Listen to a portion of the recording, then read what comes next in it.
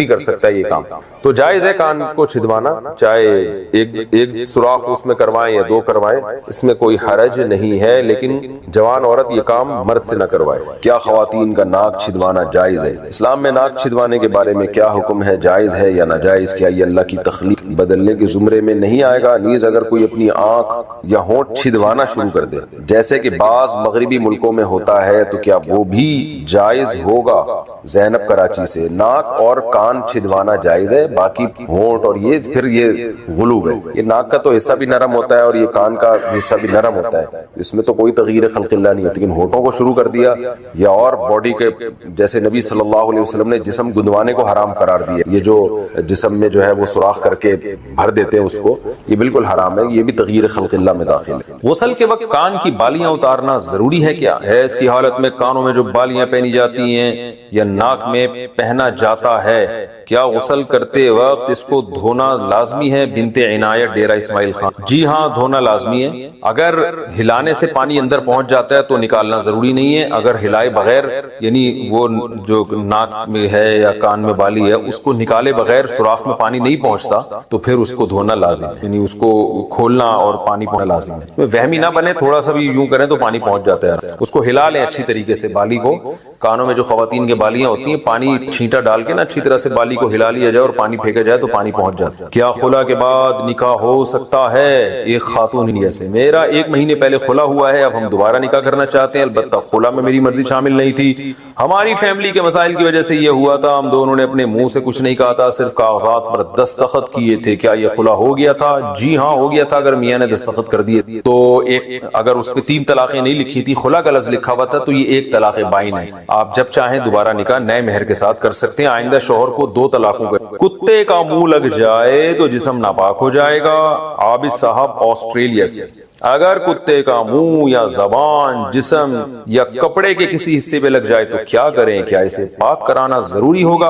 اور پاک کرنے کا کیا طریقہ ہوگا؟ دیکھیں، منہ لگنے سے ناپاک نہیں ہوتا. زبان لگ جائے گی یعنی تھوک لگ جائے گا نا کپڑوں پہ تو کپڑے ناپاک ہو جائے، اور اس کا وہی طریقہ ہے جو عام ناپاکی کو دور کرنے کا طریقہ ہے. آپ پانی سے دھو لیں، اس کو 3 دفعہ دھو لیں. ویسے تو آج کل نلکوں سے تھوڑا سا رگڑ کے دھو لیں، بس پاک ہو جائے. کیا نامحرم کے سامنے کھاتے وقت نقاب ہٹا سکتے ہیں؟ میں 1 سال سے شرعی پردہ کر رہی ہوں. مجھے نامحرم کے سامنے پردہ کرتے کھانا کھانا بہت مشکل لگتا ہے. مجھے کئی سارے لوگوں نے کہا ہے کہ آپ مجبوری کے وقت نقاب ہٹا سکتے ہیں، تو کیا کھانا کھاتے وقت میں نقاب ہٹا سکتی؟ نیز اور کن مواقع پہ نقاب ہٹانا جائز ہوگا؟ آپ کو نامحرم کے سامنے کھانا کھاتے ہوئے نقاب ہٹانا تو مشکل لگتا ہے، تو نامحرم کی غیر موجودگی میں کھانا کھانا کیوں مشکل لگتا ہے؟ کیا مجبوری ہے کہ نامحرم کے سامنے ہی بیٹھ کے آپ نے کھانا کھانا ہے؟ آپ نامحرم کے سامنے نہ کھائیں، آپ تھوڑا سا محرم کے سامنے کھا لیں کھانا، یا کہیں اور بیٹھ کے کھا لیں. تو جب نامحرم سامنے ہو تو جوان لڑکی کے لیے اس کے سامنے منہ کھولنا، چہرہ کھولنا جائز نہیں ہے. اس میں فتنے کا اندیشہ ہو، اس لیے آپ سائڈ پہ ہو جائے گا. اس میں اللہ آپ کو اجر دے گا.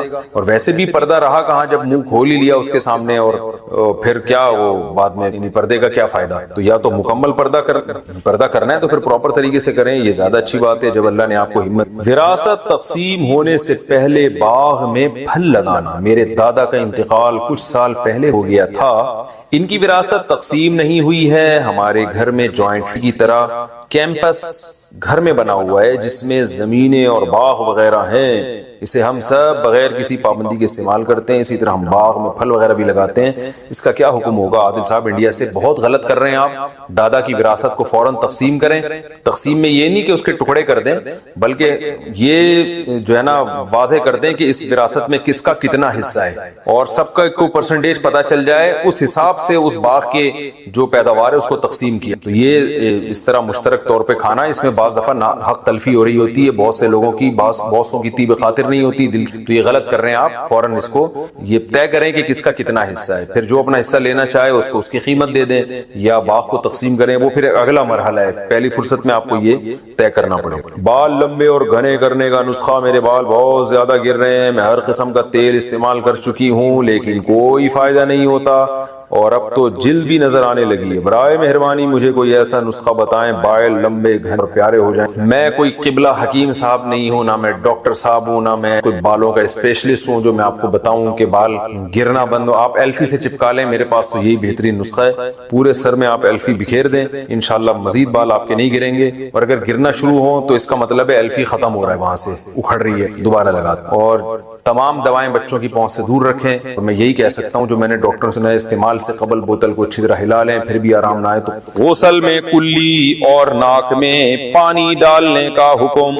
غسل کے دوران اگر ایک دفعہ کلی اور ناک میں پانی چڑھا لیں تو کیا یہ کافی ہوگا یا 3 بار کرنا ضروری ہوگا؟ حاشر صاحب کراچی سے. دیکھیں ایک بار تو کلی کرنا غسل میں منہ بھر کے اور ناک میں پانی ڈالنا یہ فرض ہے.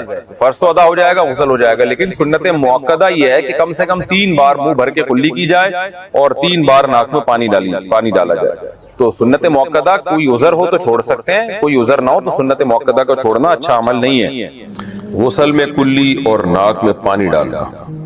طلحہ صاحب پشاور سے پوچھتے ہیں غسل سے پہلے کی سنت کے طور پر اگر وضو کر لیا ہو، کلی اور ناک میں پانی بھی ڈال لیا ہو تو غسل کرتے وقت کیا دوبارہ کلی اور ناک میں پانی ڈالنا ہوگا؟ اور غسل کرتے وقت کوئی نیت نہ کی ہو تو کیا حکم ہے؟ دیکھیں غسل سے پہلے اگر سنت غسل کر لیا ہے یعنی وضو کر لیا ہے تو پھر اس میں کلی اور ناک میں پانی آپ نے ڈال لیا تو اب دوبارہ ڈالنے کی ضرورت نہیں. باقی یہ کہ نیت نہیں تھی تو نیت تھی تبھی تو آپ نے وضو کیا نا، تو نیت ہوتی ہے. ایسا کون پاگل ہوگا جو وہاں بیٹھے اور نیت ہی نہ کرے غسل کی اور کہے کہ میں یہاں ویسے ہی تفریح کے لیے بیٹھا ہوں اور اتفاق سے پانی ڈال رہا ہوں اپنے اوپر. تو دل میں دوستی، ادھر بھی دوستی، آفس میں وہی ہے کہ مختلف ناموں سے نمبر سیو کیے ہوئے ہیں. تو خاتون کہنے لگی، یہ پرسوں کی بات ہے، خاتون پریشان رو رہی ہیں. میں نے کہا دیکھو یہ آپ کا میاں کیوں خراب ہو رہا ہے؟ اس لیے کہ خراب کرنے کے لیے عورتیں، بولو بھائی، موجود ہیں. علماء کہتے ہیں عورت گھر کی 4 دیواری میں رہے، لیکن معاشرہ کیا کہتا ہے؟ عورت جاب بھی کرے. کال سینٹر میں آپ کے میاں کے ساتھ کون بیٹھی ہوئی ہے؟ خاتون بیٹھی. ادھر بھی کون بیٹھا ہوا ہے؟ خاتون بیٹھی ہوئی ہے. بازار میں بھی اس کو درجنوں قسم کی لڑکیاں نظر آئیں گی. تو پھر اپنی بیوی کیا لگے گی؟ اس کو اچھی لگے گی؟ یار ادھر ایک سے ایک ڈیزائن مارکیٹ میں پڑا ہوا ہے، ایک سے ایک ڈیزائن. تو یہ جو شوہر کی توجہ بیوی کی طرف نہیں جا رہی، وہ گھر میں ٹائم نہیں دے رہا، وہ ادھر ادھر منہ مار رہا ہے، اس میں کس کا بڑا یہ اس عورت کا گھر تباہ کرنے والی کون ہے؟ عورت ہی ہے نا. تو اسلام اس عورت کو پابند کر کے جو باہر گھوم رہی ہے، اس عورت کا مرتبہ اور حق بڑھا رہا ہے. اور جو لبرل لوگ ہیں وہ اس عورت کو آزاد کر کے اس عورت کا بیڑا غرق کر رہے ہیں. جو اپنا گھر چھوڑ کر آئی، اپنے باپ اپنے بھائیوں کو چھوڑ کر جس آئی ہے وفا کرنے کے لیے، اس کو وہ اتنی بڑی قربانی دے دی، اپنا گھر اس نے چھوڑ دیا، اس کو اس قربانی کا صلہ نہیں مل رہا. اور آپ کہہ سکتے ہیں چلو وہ عورتیں تو انجوائے کر رہی ہیں نا، جو کال سینٹر میں بیٹھی ہوئی ہیں وہ بھی انجوائے نہیں کر رہی، یہ ان سے صرف چسکے لے رہا ہے. معذرت میں تھوڑے نازیبہ الفاظ استعمال کر رہا ہوں. یہ ان کا بھی پورا حق ادا کرنے کے لیے تیار نہیں ہے، دوستی لگا رہا ہے. جب تک انٹرٹینمنٹ کا ذریعہ ہے دوستی نبھائے گا. جہاں اس کی عمر ذرا سی ڈھلکی اور چہرے پہ جھریاں آئیں تو جیسے ٹیشو پیپر استعمال سے پہلے تو بڑا خوشبودار اور بڑی تمیز سے، استعمال کے بعد اس کو کہاں پھینکا جاتا ہے؟ کچرے میں. تو ایسے اٹھا کے کہاں پھینک دیتا ہے اس عورت کو؟ کچرے میں. اس کے ساتھ بھی ظلم ہو رہا ہے اور اس کے ساتھ بھی، جو گھر میں اس کے ساتھ بھی ظلم اور اس کے ساتھ بھی ظلم. یہ بات آپ کو اللہ اس کے رسول کے علاوہ کوئی بھی نہیں بتائے گا. اس لیے میرے بھائی ہمارے پاس اللہ اور اس کے رسول صلی اللہ علیہ وسلم کے احکام کو فالو کرنے کے علاوہ کوئی بھی راستہ نہیں ہے. اسی میں عورت کی بھی خیر ہے اور اسی میں مرد کی بھی خیر ہے. تو اپنے گھروں میں پردے کا ماحول بنائیں.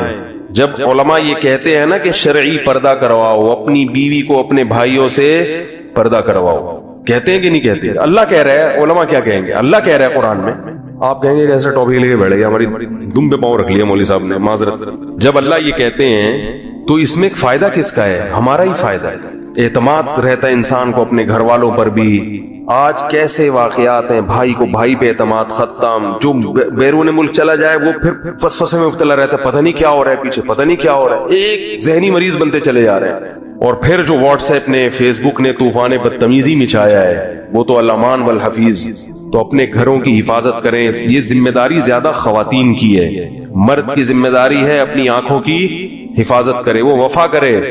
کل تو ایک خاتون بہت ہی تپی ہوئی تھی بھائی, وہ تمیز سے جو انہوں نے میری کلاس لی ہے ٹھیک ٹھاک سنائی, اور اسپیکر آن تھا, گھر والے بھی سن رہے تھے. میں نے اسپیکر آن رکھا ہوا تھا, میں نے کہا شاید کوئی مسئلہ تو گھر والوں کے علم میں پتہ چلا, وہ تو پھر میں بند بھی نہیں کر سکتا درمیان میں.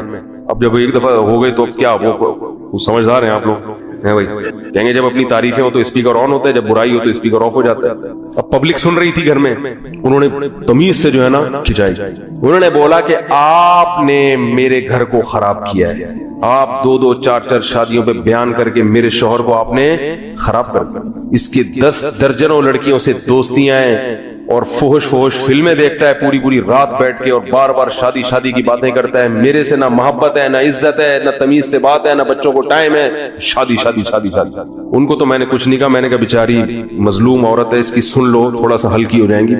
سنا میں نے کہا میں دعا کرتا ہوں. میں کیا کہتا بیچاری کو, تو بھائی اگر کوئی فحش فلمیں دیکھ رہا ہے تو میں نے تھوڑی کہا اس کو یہ دیکھو, میں نے کہا اس کو کوئی لڑکیوں سے دوستیاں لگا رہا ہے تو میں نے یہ کہا کہ دوستیاں لگاؤ. میں نے کب کہا کہ دوستیاں لگاؤ؟ تو حرام ہے, ناجائز ہے. شریعت کے آدھے حکم کو لو, آدھے کو نہ لو تو یہ تو برائی ہے نا. اور اگر بیوی کو محبت نہیں دے رہا, عزت نہیں دے رہا, تو یہ میں نے تھوڑی کہا ہے. آپ میرے جتنے بھی بیان سنیں گے اس میں تو ہم نے جہاں زوجین کے حقوق کی بات آئی یہی کہا ہے کہ اس کو محبت دو. بھائی آپ صلی اللہ علیہ وسلم اپنی زوجہ سے کس قدر محبت کا, ایک ہوتا ہے محبت اور ایک ہوتا ہے محبت کا اظہار. آج ایک تو محبت بھی شارٹ ہے, اور اگر محبت ہو تو اظہار ہی نہیں کرتے. وہ تکبر سمجھتے ہیں کہ ہم کیوں اظہار کریں بیگم سے کہ مجھے تم سے محبت ہے. بولیں گے سنو زیادہ ہی میرے سر پہ سوار ہو جائے. اس کو بالکل جو ہے نا ایسے بنا کے رکھتے ہیں کہ تاکہ یہ دبی رہے. بالکل ایسا نہیں ہے. رسول اللہ صلی اللہ علیہ وسلم, حضرت عائشہ فرماتی ہیں یار یہ بہت بڑی ٹینشن ہے یار, شکر ہے بس اب ہو گیا, اب رہنے دیں, ہو گیا سیٹ, ہو گیا. حضرت عائشہ رضی اللہ تعالی عنہا فرماتی ہیں کہ میں پیالے میں جس جگہ سے منہ لگا کے پانی پیتی تھی آپ صلی اللہ علیہ وسلم تتبع کرتے, پیالے کو باقاعدہ گھما کے اسی جگہ سے پانی پیا کرتے تھے. یہ محبت بھی ہے اور محبت کا اظہار ہے. بہت مشکل ہے سمجھانا. آج کل اس قسم کا اظہار محبت مارکیٹ میں شارٹ. گرل فرینڈ کو تو بہت محبت کے اظہار کریں گے, میں آسمان سے تارے بارے سیٹنگ بیٹنگ جو ٹرین کے نیچے آ جاؤں گا, 500 کا بیلنس ڈال دوں گا. یعنی کرتا یہ ہے کہ 500 کا میں یہ کر دوں گا. تو یہ تو علماء کہتے ہیں, ہم بھی کہتے ہیں, علماء بھی کہتے ہیں, تو قرآن و سنت کے حکام ہے بھائی. تو جو میاں خراب ہے بعض خواتین وہ میرے کھاتے میں ڈال, یہ اس نے بگاڑا, میں نے نہیں بگاڑا بھائی, میں نہیں کسی کو اس قسم کے مشورے دیتا. تو جاہل آدمی ہے ایسے, تو ایک شادی والے بھی اس طرح کے بہت ہیں نالائق, ایک سے ایک فنٹر معاشرے میں. اصل میں جو یہ برائی آ رہی ہے, یہ بے حیائی آ رہی ہے, یہ بے حیائی لبرل لوگوں نے پھیلائی ہے. ان کا گلا پکڑیں, علماء کا گلا مت پکڑیں. کیوں نہیں حکومت پابندی لگاتی بھائی فحش ویب سائٹ پہ, قانون کیوں نہیں بناتی, کیوں نہیں بلاک کر دیتی وہ حکومت میں؟ اگر علماء ہوتے اور علماء نے یہ فحش ویب سائٹ کھولی بھی ہوتی, پھر آپ مولویوں کا گریبان پکڑتے کہ آپ لوگ ہیں اور دیکھو یہ سب کچھ ہو رہا ہے, اور ہم بھی حکومت میں ہوتے ہیں, اسمبلی میں ہوتے. یہ تو گورنمنٹ لیول پر کھلی چھوٹ ملی ہوئی ہے, کو ایجوکیشن سسٹم ہے. کال سینٹر میں ادھر لڑکی بیٹھی ہوئی, ادھر بندہ بیٹھا ہوا ہے, دوپٹوں پر پابندیاں لگی ہوئی ہیں. وہ مینیجر صاحب کو دوپٹے والی اسکارف والی اسسٹنٹ جو ہے وہ پسند. کال سینٹروں میں شکلیں دیکھ کے لڑکیوں کو رکھا جا رہا ہے. کتنی کوالیفائڈ ہو بھائی, یہ چونکہ شکل اچھی نہیں ہے. آپ کیا سمجھتے ہیں ہم بیوقوف تھوڑی, ہمیں تو مینیجر خود فون کر کے ہمیں بتاتا ہے کہ کیا ہو رہا ہے کال سینٹروں میں. تو یہ مولویوں نے نہیں بگاڑا, یہ معاشرہ تباہ کس سے ہو رہا ہے؟ یہ لبرل لوگ تباہ کر رہے ہیں معاشرے کو, غیر اخلاقیات سے ہٹ کر زندگی کی طرف لے کر آ رہے ہیں. تو میں نے جو قرآن مجید کی آیت پڑھی تھی, دیکھو پردے کا حکم کو عورت کو فالو, بولو بھائی کرنا پڑے گا, اللہ کا حکم سمجھ کے فالو کرنا پڑے گا. اب مرد کو پردے کا حکم نہیں دے سکتے, مرد بیچارہ پردہ کو مرد نہیں رہے گا نا وہ. ان کو کیوں اجازت نہیں ہے بھائی؟ مرد کی فطرت نہیں ہے نا, فطرت تھوڑی چینج ہو سکتی ہے. مرد تھوڑی برقع پہن کے گھومے گا معاشرے میں؟ تو اللہ نے, وہ پھول میں کانٹے ہوتے ہیں نا, پھول کو چھپایا جاتا ہے. تو اللہ نے عورت کو حسن دیا, اس لیے حکم دیا کہ اس کو چھپائے, اس کا اظہار نہ کرے. آزادی کے نام, ہاں جہاں جاب کرنا مجبوری ہو, ضرورت ہو, وہ ایک الگ چیز ہے. وہ تو ہم بھی مشورہ باز عورتوں کو دیتے ہیں جو بیچاریوں کو طلاق ہو گئی, کوئی رشتہ نہیں مل رہا, تو بھائی بچے پال لیں تو ٹھیک ہے آپ کر لیں. اور جاب کا ایجوکیشن سے تعلق نہیں ہے. تعلیم ایک الگ چیز ہے, اس کے ہم خلاف نہیں ہیں, اور گھر میں سب کچھ ہو سکتا ہے. تو میں یہ عرض کر رہا تھا میرے بھائی, اللہ کے احکام کو ہم لوگ فالو اس لیے نہیں کرتے کہ اس پہ جو سزا ملنے والی ہے وہ نظر نہیں آ رہی. رسول اللہ صلی اللہ علیہ وسلم نے ارشاد فرمایا, رب کاسیات عاریات, بہت سی عورتیں, صنفان لم ارہما, آپ صلی اللہ علیہ وسلم نے فرمایا دو قسم کی مخلوق ایسی ہے جو میں نے نہیں دیکھی. کیا مطلب؟ وہ میرے زمانے میں نہیں پائی جاتی, وہ بعد میں آئیں گے. اور یہ اشارہ اس سے مل رہا ہے کہ وہ قومیں مسلمانوں میں پیدا ہونے والی ہیں. فرمائے ایک ظالم حکمران جو عوام پہ ظلم کریں گے, ہر وقت کوڑا لٹکا رہے گا. دوسرا فرمایا کاسیات عاریات, ایسی عورتیں جو لباس پہننے کے باوجود برہنہ ہوں گی, ان کا لباس جسم پہ ہونا نہ ہونا برابر ہوگا. فرمایا رؤوسہن, ان کے سر ایسے ہوں گے کاسلمۃ البخت, جیسے اونٹ کے کوہان ہوتے ہیں, ایسے فیشن کیے ہوئے ہوں گے کہ بالوں کو اوپر سے اٹھا کے رکھا ہوا ہوگا. تو علماء نے لکھا ہے کہ ایسا چست لباس پہننا جس سے جسم کے اعضاء جھلکتے ہوں, یا ایسا باریک لباس پہننا جس سے جسم کی کھال نظر آتی ہو, اس سے یہ مطلب ہے کہ لباس کے باوجود کیا ہوں گی؟ برہنہ. اور آپ صلی اللہ علیہ وسلم نے فرمایا ایسے ظالم حکمران اور ایسی عورتیں لا یجدن ریح الجنہ وان ریحها لیوجد من مسیرۃ کذا وکذا, یہ جنت کی خوشبو بھی نہیں پائیں گی, حالانکہ جنت کی خوشبو تو اتنے سال کی مسافت سے محسوس ہونا شروع ہو جائے گی. اتنا دور رکھے گا, چاہے یہ نماز پڑھیں, چاہے حج کریں, چاہے زکات دیں, لیکن آپ صلی اللہ علیہ وسلم کی حدیث کے مطابق یہ جنت میں نہیں جا سکتی. کتنا بڑا حکم ہے, مگر آج اس حکم کی دھجیاں اڑائی جا رہی.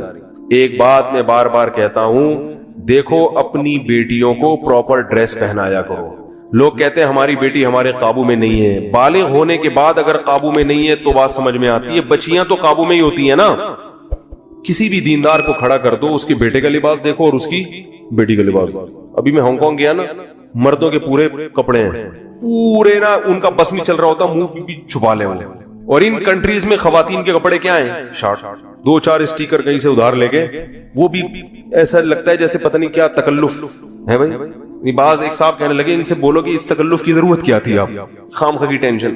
مرد پورے, اور عورتوں کا وہی کلچر کہاں آ رہا ہے ہمارے معاشرے میں, اور کیسے آ رہا ہے؟ والدین اپنی بچیوں کے لیے ایسے کپڑے لے کر آ رہے ہیں, ابھی تو بچی ہے بھائی, اگر وہ ابھی بچی ہے تو وہ بھی تو بچہ ہے, اس کو بھی چڈی پہناؤ, بنیان پہنا کے باہر نکال دو اس کو. بیٹے کو, اپنے بیٹے کو چڈی بنیان نہیں, بیٹے کو پراپر ڈریس پہنائیں گے پورا. بیٹی کو کیا کریں گے؟ آدھی پنڈلیوں کی فراکیں, سلیو لیس فراکیں ان کو پہنائیں گے, آدھی پنڈلیوں کی شلواریں اور سلیو لیس ان کو فراکیں پہنائیں گے. تو یہ اس کی علامت ہے کہ آپ ان کی صحیح تربیت نہیں کر رہے. بچے کو پراپر ڈریس پہنا کے اس کا عادی بنانا پڑتا ہے, اس سے بچے میں حیا پیدا ہو جاتی ہے, شرم پیدا ہوتی ہے. آپ نے دیکھا ہوگا جو لوگ اپنے بچوں کو کپڑے نہیں پہناتے نا, چڈی بنیان میں ہی بچے گھومتے رہتے ہیں, وہ پھر بڑے ہو کر بھی چڈی بنیان میں. ہمارے ایک دوست نے واقعہ سنا ہے یورپ کے کسی کنٹری کا, وہ یہاں سے نا بچی کا رشتہ تھا, کہیں رشتے کے سلسلے میں کہیں گئے کسی ملک, تو لڑکے والوں نے ان کو بلایا. تو وہ جو لڑکی کے ابا تھے انہوں نے کہا وہ سسر جو یعنی لڑکا ہے اس کو بلاؤ. لڑکا کہیں جاگنگ کر رہا تھا چڈی پہن کے, اس کو پتا چلا جی تمہارے رشتے والے آئے ہیں. اس نے کہا ٹھیک ہے, بہت خوشی ہوئی, میں آ رہا ہوں. تو وہی چڈی بنیان میں ہی سسر صاحب کے آگے بیٹھ گیا, اور اس نے اپنی طرف سے یہی کیا بھائی جو میں ہوں میں وہی نظر آنا چاہتا ہوں. وہ صحیح کیا اس نے, خامخواہ میں اپنے آپ کو ایسا شو نہیں, میں ایسا لبرل ہوں, پہلے بتا دیا اس نے اپنے ڈریس سے کہ مجھ سے زیادہ توقعات نہ رکھنا, ہم یہ چڈی بنیان ہی ہمارا فیشن ہے. تو چڈی بنیان میں آ کے سسر صاحب کے سامنے بیٹھ گئے. انہوں نے کہا بھائی لڑکی والے جب ہمارے یہاں جب آتے ہیں تو بندہ کہیں سے ادھار ہی لے لیتا ہے پتلون. کیا خیال ہے بھائی, اس موقع پر تو ہر آدمی کم از کم پراپر ڈریس میں بیٹھتا ہے نا, نہیں ہے تو کہیں سے ادھار لے لیتا ہے, شرٹ ادھار لے لیتا ہے, بعد میں واپس کر دیتا ہے کہ بھائی چلو ابھی فی الحال. اتنا لبرل. وہ خیر انہوں نے انکار کر دیا, اور بہت اچھا کیا انہوں نے انکار کر. تو کیا ہے کہ بچپن سے آپ اگر مکمل لباس پہنائیں گے بیٹے کو بیٹی کو تو وہ لباس کا عادی. بچپن کی بڑی اہمیت ہے, یاد رکھو. جو ہم کیوں مسلمان ہیں, بچپن میں مسلمان تھے ہم, اب اسلام چھوڑنا ہمارے لیے انشاءاللہ ممکن نہیں ہے. بچپن اسلام میں پیدا ہوئے ہم لوگ. مجھے اچھی طرح یاد ہے, میں اپنے والد صاحب کو دیکھتا تھا, داڑھی ہے ان کی ماشاءاللہ, میرے دادا پردادا سب داڑھی والے تھے. تو جن کے ابو کی داڑھی نہیں ہوتی تھی مجھے وہ عجیب سے لگتے تھے.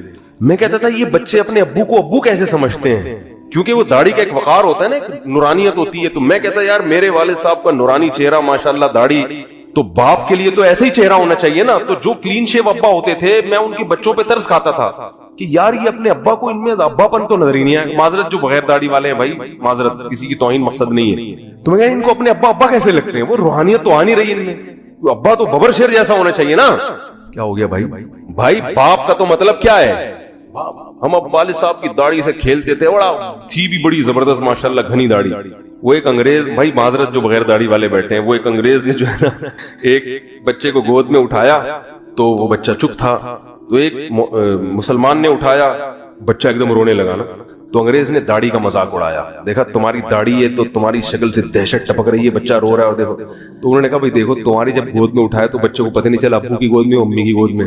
معذرت بھائی, معذرت جو بیٹھے ہیں, پہل پیش کی معذرت بھائی. اس کو امی کا لک آیا, ماں کی ممتا تو بچے تو ماں کی گود میں, اور جب ادھر آیا تو اس میں بھائی یہ تو ابا ہے. ابا تو بہرحال وہ ممتا تو نہیں دے سکتا نا جو ماں دیتی ہے. تو جو چیز بچے کو, مجھے عجیب سا لگتا تھا جب میں بغیر داڑھی والوں کو دیکھتا تھا نا, تو ہیں خاندان میں بغیر داڑھی والے بھی ہول سیل کے حساب سے پڑے ہوئے ہیں, لیکن چونکہ شروع سے ہی والد صاحب کو دیکھا تلاوت کرتے ہوئے, تسبیحات میں دیکھا ہمیشہ. کبھی میں نے اپنے والد کو, اللہ ان کی مغفرت کرے, ٹی وی دیکھتے ہوئے نہیں دیکھا, کوئی ڈرامہ دیکھ رہے ہوں, کوئی ناول پڑھ رہے ہوں, یا فضول بیٹھ کے لوگوں میں گپے مار رہے ہوں. تو ایک بڑا اچھا تقدس ایک باپ کا ذہن میں بن گیا. تو ایسے بھی ہوتا تھا, میں جن کو دیکھتا تھا کہ ان کے ابا کیرم بورڈ کھیل رہے ہیں یا اسنوکر کھیل رہے ہیں, تو میں حیران ہوتا تھا. چلو ہم تو کھیلتے تھے, بچے تھے, ادھر ادھر جا کے کبھی وہ آتا تھا, وہ والا نا, وہ یوں والا آتا تھا, اب مجھے نام یاد نہیں اس کا, وہ بھی ابا سے چھپ کے تھوڑا بہت, بچے تو کھیلتے ہی ہیں, یہ والا کھیلتے تھے, کبھی جا کے اسنوکر کر لیا. لیکن ابا کے بارے میں یہ تصور نہیں تھا کہ کسی کا ابا بھی یہ کھیلے گا, کیونکہ ابا تو بھائی وہ تو ایک بزرگ رشتہ ہے نا. تو جب میں کسی کو دیکھتا تھا کہ اس کے ابا اسنوکر کھیل رہے ہیں, تو میں کہا یار یہ ابا تھوڑی ہوئے, یہ تو معذرت کے ساتھ لونڈے لپاڑے سے ہوئے, ابا تھوڑی ہوئے اسنوکر کھیل رہے ہیں اور ناول پڑھ رہے ہیں, بیٹھ کے ڈرامہ دیکھ رہے ہیں, فلم دیکھ رہے ہیں, یہ کیسے ابا ہو گئے یار. تو ذہن قبول نہیں کرتا اس چیز کو. تو بچپن کی بڑی ویلیو ہے بچے کو جس چیز کا عادی. دیکھو یہ جو ہم چائنیز پہ حیران ہوتے ہیں کہ کتے بلی کیسے کھا لیتے ہیں, یہ ہمیں تو الٹی آتی ہے نا دیکھ کے. گورے کو بھی الٹی آتی ہے, گورا بھی کتا بلی نہیں کھا سکتا. گورا چائنیز کی چیزیں دیکھ کے حیران ہوتا ہے, یار یہ کیسے کھاتے ہو تم لوگ, یہ لال بیگ کیسے کھا لیتے ہو. تو چائنیز کیوں کھاتے ہیں؟ بچوں کو بچپن سے کھلا دیا. تو اب بچے کو لال بیگ نہیں ملے گا تو مر جائے گا ٹینشن سے. اس کو بلی کتا چاہیے بچے کو. جو گند بچپن میں کھلا دیا بچہ اس کا عادی ہو گیا. ہم نے نہیں کھائی تو ہمارے ہاں کوئی دین کو فالو نہیں بھی کرتا, پھر بھی کتا کہتا ہے یار اتنا بھی کتا نہیں ہوں کہ میں, اتنے کتے پنے پہ بھی نہیں آ سکتا کہ میں کتے ہی کھانا شروع. اتنا لبرل گورا, اتنا لبرل نہیں بن سکا اب تک. بچپن کی بڑی اہمیت ہے بھائی. جو بچے کو سکھاؤ گے, جس چیز جو ماحول دو گے, بچہ اسی ماحول کا عادی بنے گا. تبھی تو رسول اللہ صلی اللہ علیہ وسلم نے فرمایا کل مولود یولد علی الفطرہ فابواہ یہودانہ او ینصرانہ او یمجسانہ. ہر بچہ فطرت پہ پیدا ہوتا ہے, نیک پیدا ہوتا ہے, شریف پیدا ہوتا ہے, اچھا پیدا ہوتا ہے, مسلم پیدا ہوتا ہے. باپ دادا اس کو یہودی بنا دیتے ہیں, عیسائی بنا دیتے ہیں, مجوسی بنا دیتے ہیں, آگ پرست کی پرستش کرنے والا, وہ بگاڑتے ہیں, ماحول بگاڑتے ہیں ان کو. ہر بچہ اچھا ہی پیدا ہوتا ہے, اچھائی کو پسند کرتا ہے وہ. اب ہم نے بچیوں کو مختصر لباس پہنا دیے تو ان کی مزاج میں حیا نکل گئی. اور یاد رکھو, اولاد کے دل سے اگر حیا نکل جائے تو پھر ابا اماں کی نہیں سنتے. وہ حیا ہی تو ہے جو انسان کو روکتی ہے, غیرت روکتی ہے. میرا باپ ہے, یہ میری ماں ہے, اس کے سامنے میں کیسے اونچی آواز سے بات کروں. لیکن جب شرم نکل گئی بس ختم. تو جب بیٹیاں جو ہے نا, بیٹیاں باپ کے سامنے جب ان کے سر پہ چادر ہو تو وہ زیادہ اچھی لگتی ہے. آپ تجربہ کر کے دیکھ لیں, جوان بیٹی باپ کے سامنے سر پہ چادر رکھ کے بیٹھے گی, باپ کو اس پہ پیار زیادہ ہے. یہ رشتہ ایسا ہے. سگی بہن بھائی کے سامنے تھوڑا سا سمٹ کے بیٹھے گی, سر پہ چادر ہو تو بھائی کو بھائی زبردست انسان ہے, لیکن اس کو لبرل لوگ, پڑھے لکھے لوگ کیا کہیں گے, ایک نمبر کا کیا ہے, دقیانوس.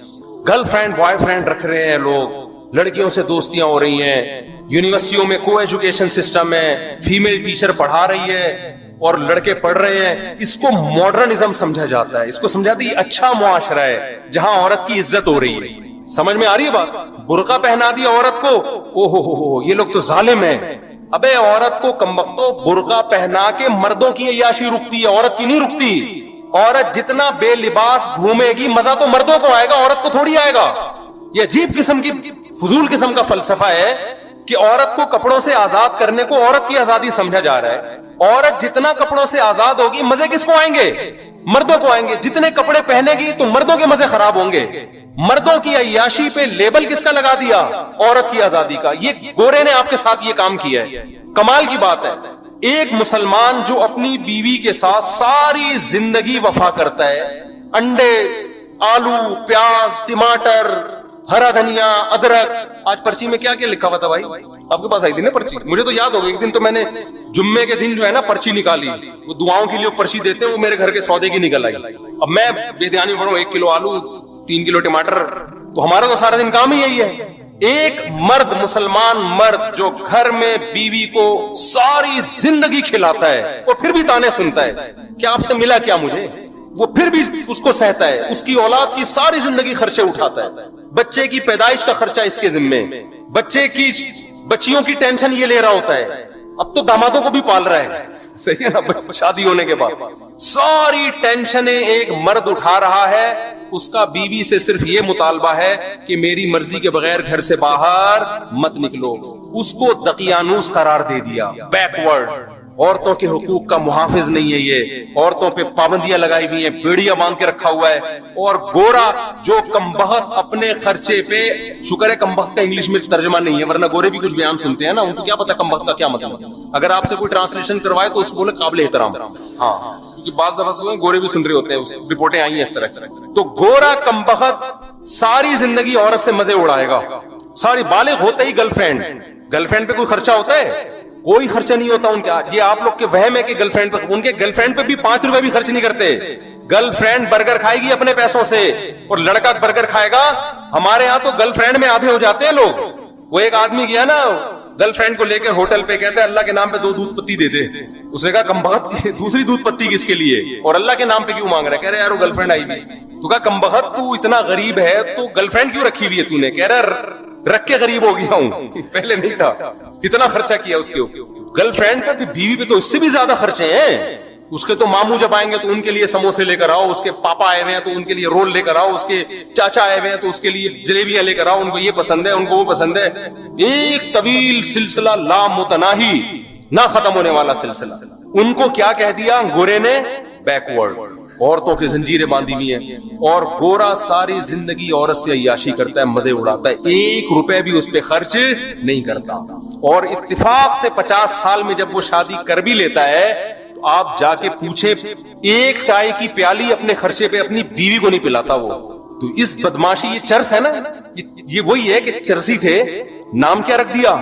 کیونکہ مہذب قوم ہے نا, گورے ہیں بھائی, مہذب ترقی یافتہ قوم ہے, چاند پہ قدم رکھا ہے, مریخ پہ جانے کی باتیں ہو رہی ہیں. وہ کیسے یہ کہہ دیں گے کہ ہم مہذب لوگ نہیں ہیں؟ وہ کیسے مان لے؟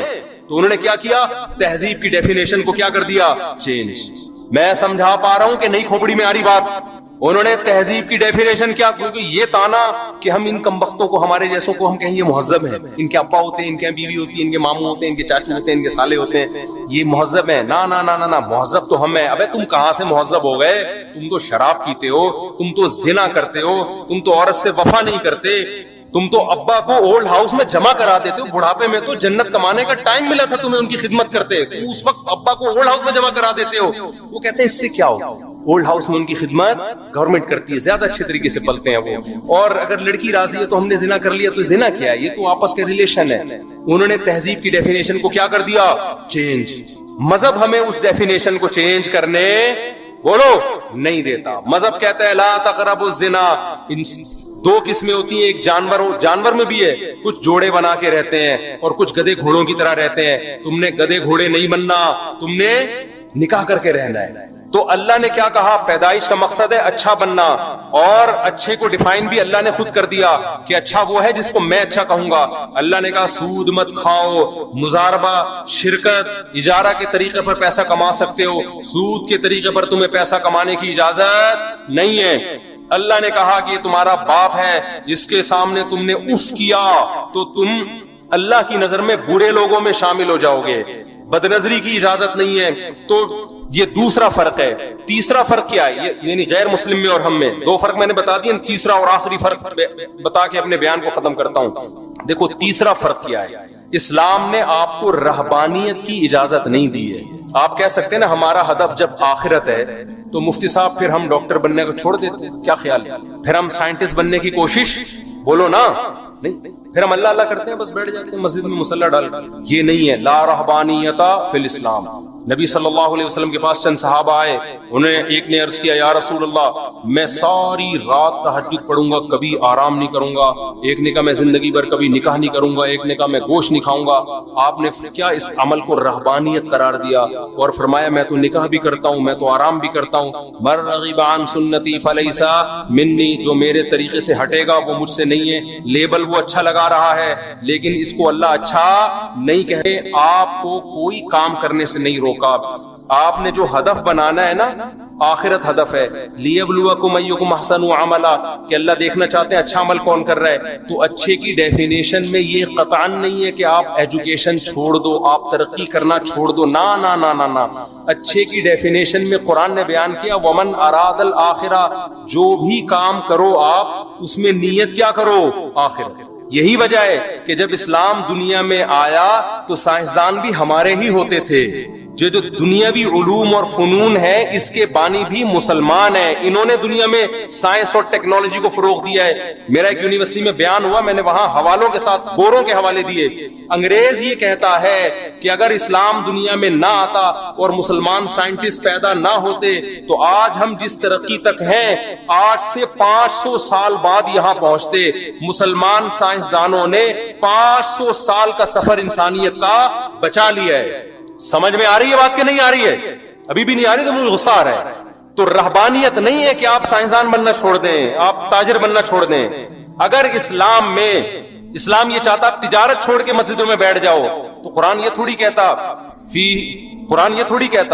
رجال اللہ تلہیہم تجارت ولا بیع عن ذکر اللہ۔ ہمارے کچھ نیک بندے ایسے ہیں، سورہ نور میں اللہ کہتے ہیں کہ تجارت اور خرید و فروخت ان کو نماز سے غافل نہیں کرتے، بلکہ اللہ یہ کہتے ہیں وہ تجارت کرتے ہی نہیں، یہ کہتے ہیں نا اللہ۔ تو آپ نے کیا کرنا ہے، کیونکہ ہدف آخرت ہے تو اس آخرت کے ہدف کے لیے دنیا چھوڑنی نہیں ہے، بلکہ دنیا میں اپنی نیت کو کیا کرنا ہے؟ بولو نا صحیح۔ آپ ڈاکٹر بنو، صرف پیسہ برائے پیسہ یا لوگوں کی جیبیں خالی کرنا مقصد نہ ہو، اپنی قوم کو ترقی دلانا، اپنے ملک کو ترقی دلانا، انسانیت کی خدمت کرنا۔ قرآن کہتا ہے جس نے ایک انسان کی جان بچائی ایسے جیسے تمام انسانیت کو بچا لیا۔ تو ڈاکٹر بن کے آپ ہزاروں انسانوں کی جان بچانے کا ذریعہ بنو گے کہ نہیں بنو گے؟ تو جو آپ کا بچہ میڈیکل کالج میں جا رہا ہے، آپ نے پلاننگ کیا کرنی ہے؟ بیٹا میں تجھے انسانیت کی خدمت اور آخرت کے لیے ڈاکٹر بنا رہا ہوں، لوگوں کی جیبیں کاٹنے کے لیے اور ایسے نسخے لکھنے کے لیے کہ ایسی دوا لکھ کے دی ہے جو ڈاکٹر کے ماموں کی دکان کے علاوہ کہیں اور پوری دنیا میں مل نہیں رہی ہے۔ آج ڈاکٹر دوا لکھ کے دیتا ہے، ڈاکٹر کے ماموں کا میڈیکل اسٹور ہے، اس کے علاوہ پوری کائنات میں WHO سے رابطہ کر لیں آپ، وہاں بھی نہیں ملے گی آپ۔ اس کا مطلب کیا ہے؟ اس ڈاکٹر کا مقصد پیسہ کماؤ بھائی، آپ بنے ہو، خرچہ ہوا ہے، کس نے منع کیا ہے؟ لیکن اس کے ساتھ ظلم تو نہ کرو نا۔ جو ڈاکٹر ایسا نسخہ لکھ کے دے رہا ہے جو اس کے چاچو کے علاوہ کسی اور دکان پہ میڈیکل میں ملتا ہی نہیں ہے، اس کا مطلب اس کا مقصد آخرت، یہ دھوکہ دے رہا ہے، زیادتی کر رہا ہے۔ ایک دوا مہنگی ہے، وہی فارمولے میں دوا سستی بھی مل رہی ہے، لیکن اس کمپنی نے آپ کو گفٹ دیے ہوئے ڈاکٹروں کو، ایسا ہوتا ہے کہ نہیں ہوتا؟ تو ڈاکٹر جان بوجھ کر وہی فارمولا، وہی نسخہ مہنگی کمپنی والا لکھ کے دے رہا ہوتا ہے۔ تو اسلام نے آپ کو منع نہیں کیا، جس فیلڈ میں ہو اسی میں خدا کو تلاش کرنا ہے، لیکن وہ فیلڈ حلال ہونی چاہیے، حرام نہیں، کیونکہ حرام میں خدا ملتا